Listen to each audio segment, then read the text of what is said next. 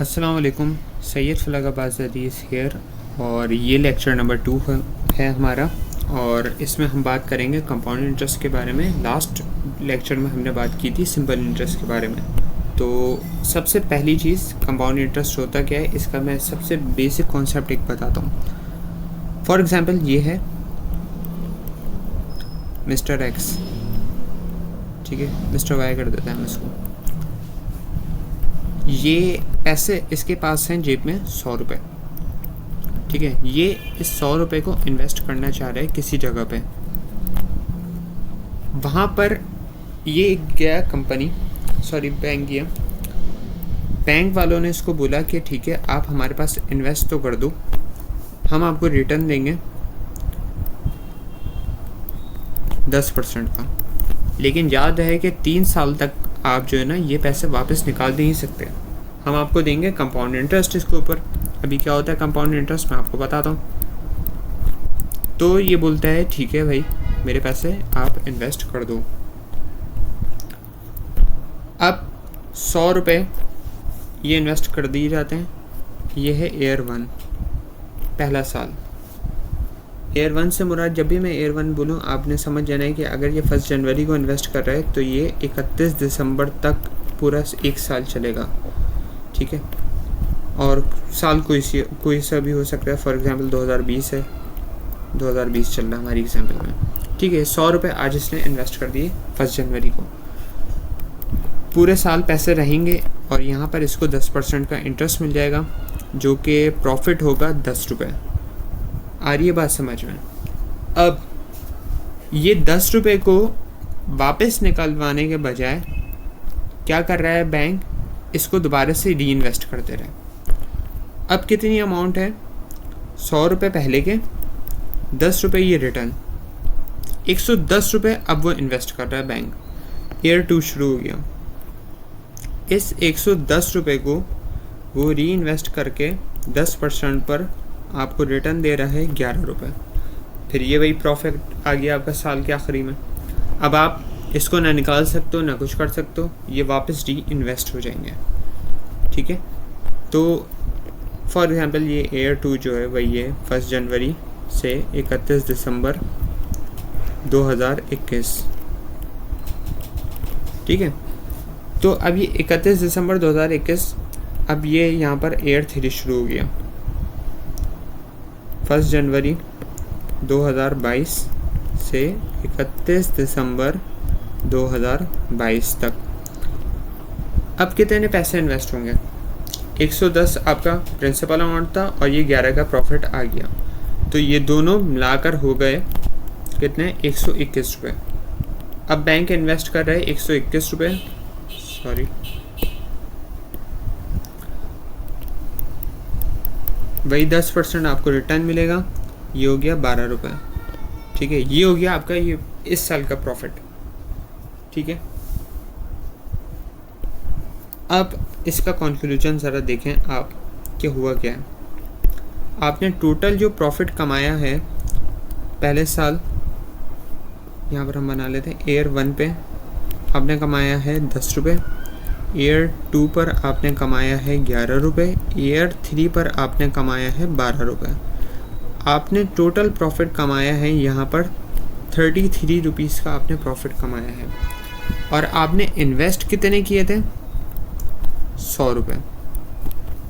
100 रुपये के ऊपर आपने 33 रुपीज़ का प्रॉफिट कमाया है, ठीक है। अगर अगर अगर ये सिंपल इंटरेस्ट चल रहा होता तो क्या होता, 100 रुपये का प्रॉफिट, हर साल आपको 10% का रिटर्न मिलता। पहले साल भी 10 रुपये कमाते, दूसरे साल भी 10 रुपये कमाते, तीसरे साल भी 10 रुपये कमाते, टोटल आप कमाते 30 रुपये। और यहाँ पर आपने कमाए हैं 33 रुपीज़। ये है सिंपल इंटरेस्ट और ये है कंपाउंड इंटरेस्ट। कंपाउंड इंटरेस्ट में क्या है कि आप प्रॉफिट को री इन्वेस्ट कर देते हैं। क्या कर देते हैं, री इन्वेस्ट। और सिंपल इंटरेस्ट में आप प्रॉफिट को यूज़ कर लेते हैं। अगर यूज़ ना भी करें तो एक फ़िक्स्ड अमाउंट से आपको हर साल प्रॉफिट मिलता ही मिलता है। आ रही है बात सा आपको समझ में कि इस कंपाउंड इंटरेस्ट में और सिंपल इंटरेस्ट में फ़र्क क्या है? ठीक है, ये था एक पूरा का पूरा बेसिक कॉन्सेप्ट, लेकिन इसको सॉल्व किस तरह से करना है ये मैं अब आपको बताता हूँ। ठीक है, ये ऊपर वाली चीज़ पूरी ये एक अंडरस्टैंडिंग के लिए थी। अब इसको सॉल्व किस तरह से करना है? जब भी कंपाउंड इंटरेस्ट का सवाल आएगा वो इस तरह से आपको बोला करेगा कि फॉर एग्जांपल, अच्छा तो अब हम इस क्वेश्चन को सॉल्व करना शुरू करते हैं। ठीक है, ये किस तरह से सॉल्व होगा ये मैं एक आपको चार्ट बता रहा हूँ। आपने जब भी इस कंपाउंड इंटरेस्ट का सवाल आएगा ना तो आपने इस चार्ट की बेसिस के ऊपर इसको सॉल्व करना है। सबसे पहले आपने यहाँ पर लिखना है एयर, ठीक है, उसके बाद आपने लिखना है ओपनिंग, फिर आपने इंटरेस्ट, फिर एडजस्टेड ओपनिंग। एडजस्टेड ओपनिंग में ADJ लिख रहा हूँ शॉर्ट फॉर्म ना, और फिर या हम एडजस्टेड ओपनिंग की जगह इसको हम कर देते हैं क्लोजिंग। ठीक है,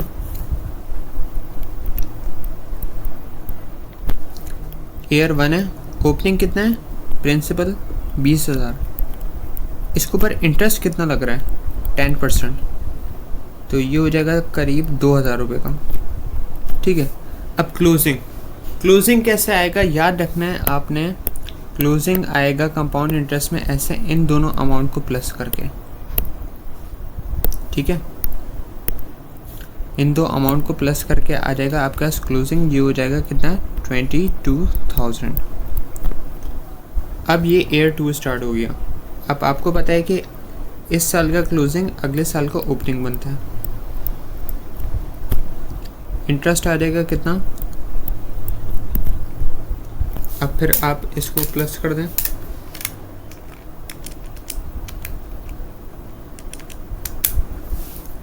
$24,200, फिर ये एयर 3 शुरू हो गया 24,200,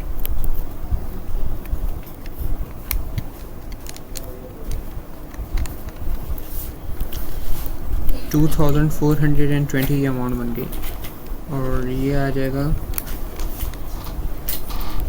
26620, फिर ये लास्ट ईयर है 26620, इसकी अमाउंट बन जाएगी 2662, और ये बन जाएगा 29282। अच्छा, फिगर्स में कैलकुलेशन के दौरान कुछ ना कुछ एरर बाय मिस्टेक हो सकता है, अगर हो जाए तो आप काइंडली उसको देख लेगा। ठीक है, तो ये चार्ट आपने हमेशा बनाना है। इस चार्ट से ये होगा कि चीज़ें आपके कंट्रोल में रहेंगी और ग्रिप में रहेंगी। अब आपने टोटल इंटरेस्ट की मैं बात करूं तो कितना पे करना है, 2,000 प्लस 2,200 प्लस 2,420 प्लस 2,662, 9,282 आपने इंटरेस्ट देना है। ठीक है, प्लस आपने क्या देना है, 20,000 वापस करने हैं आपने पूरे के पूरे, और 9,282 रुपीज़ इंटरेस्ट लगेगा। तो ये टोटल हो गए 29,282। टोटल ये अमाउंट आपने बैंक को 4th ईयर पर वापस करनी है। ठीक है, आगे समझ, ये इस तरह से सॉल्व होगा। ये काइंडली आप इसको देख लें एक नज़र, ताकि ये चार्ट आपके जहन में बैठ जाए। ठीक है, अच्छा एक फार्मूला भी है। फार्मूला क्या होता है, वो होता है S0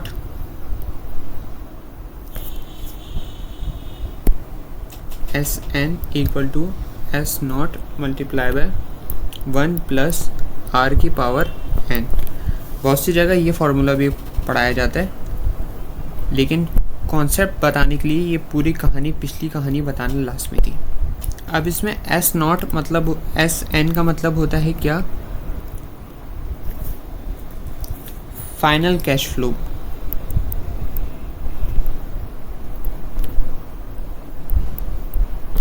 जो कैश आपका फाइनल में जाएगा इन एट लास्ट आपने कितना अमाउंट पे करना है। एस एन का मतलब ये होता है। एस नॉट का मतलब क्या होगा कि प्रिंसिपल अमाउंट, जिसके ऊपर सारा इंटरेस्ट वगैरह का चक्कर लगेगा। ठीक है। R stand for interest rate,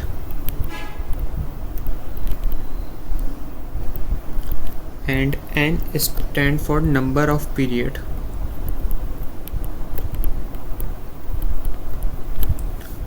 अच्छा, यहाँ पर एक मैं बात बता दूँ, एन बहुत से स्टूडेंट गलती करते हैं, एन बोलते हैं कि जो है नंबर ऑफ़ ईयर है। नहीं, नंबर ऑफ़ पीरियड है। मतलब कि जितनी बार आप पेमेंट करेंगे ना, ये अभी बहुत छोटी सी बात लग रही है कि नंबर ऑफ़ ईयर और नंबर ऑफ़ पीरियड में क्या फ़र्क है, लेकिन जब आप कैफ वगैरह में आ जाएंगे तो ये आपको आइडिया होगा। या अगर आप थोड़ा और आगे जाएंगे तो फिर आपको आइडिया होगा कि नंबर ऑफ़ पीरियड और नंबर ऑफ़ ईयर में फ़र्क होता है। नंबर ऑफ़ ईयर यहाँ पर है 4 और नंबर ऑफ़ पीरियड मतलब कि पेमेंट कितनी बार करनी है वो भी 4 है। तो ये होता है पेमेंट कितनी बार करनी है, नंबर ऑफ़ पीरियड, ना कि नंबर ऑफ़ ईयर। तो अब अगर ये S N equal to S naught था 20,000 मल्टीप्लाई बाय 1 प्लस 10% की पावर 4। इसको अगर आप कैलकुलेटर में रख के इक्वल टू करेंगे तो ये डायरेक्ट आपके पास आ जाएगा